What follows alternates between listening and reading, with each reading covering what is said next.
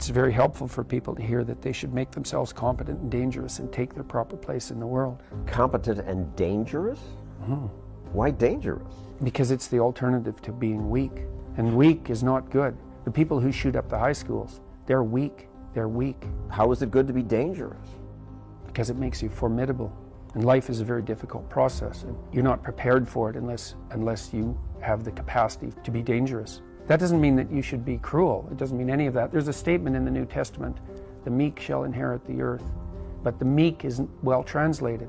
It means something more like those who have swords and know how to use them but keep them sheathed will inherit the world. That's a way better way of thinking about it. You have to be powerful and formidable and then peaceful, in that order. And that's not the same as being naive and weak and harmless, which is what young men are being encouraged to be. It's like, that's a very bad idea.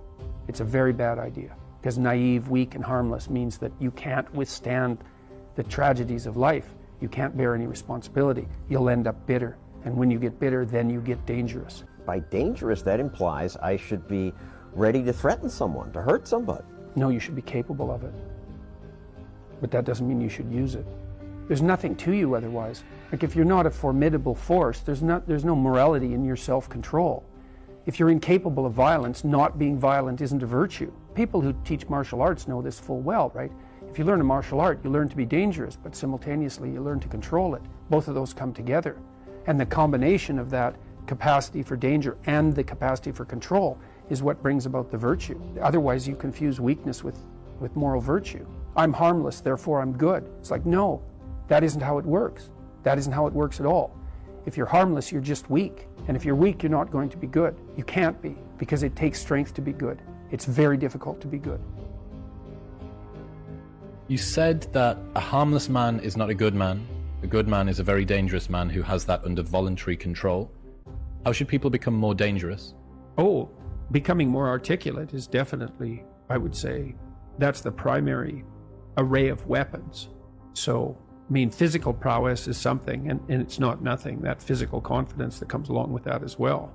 But the same thing replicated at the level of the ability to communicate and to think, that's way broader field of battle and opportunity. So this is one thing that isn't taught well, especially to boys. It's more important to teach it to boys, I would say, because so what do you tell disagreeable boys? There's nothing that makes you more formidable than verbal competence, than being able to articulate, be able to think, to marshal your arguments, right? It's a battlefield metaphor. Get everything in order, get all your information straight, to marshal your forces. And so, I mean, that's part of the reason that rap artists are so popular, especially among disaffected young men. They have this incredible verbal prowess. It's unbelievably attractive. You want to take your rightful place in the kingdom? It's like, get your tongue straight, man. Get it under control in the highest possible sense. We went to a comedy club, Tammy and I, in New York, the Comedy Cellar. It's a great comedy club. And the last comic was an English guy. And he was not particularly physically prepossessing. And he made a lot of jokes about that. And it was quite funny. And then he divided the audience into 5 sections, and he asked each section to toss up a topic, just to yell out a topic.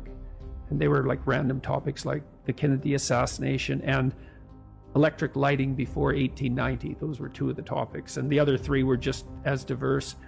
And then he put on some beats, and he did about an 8-minute rap. With every verse rhymed, and he tied the whole thing together at the end and ended at the end of the music, all spontaneously. It was unbelievable. And so that verbal prowess is one of the ways they struggle up towards the light in a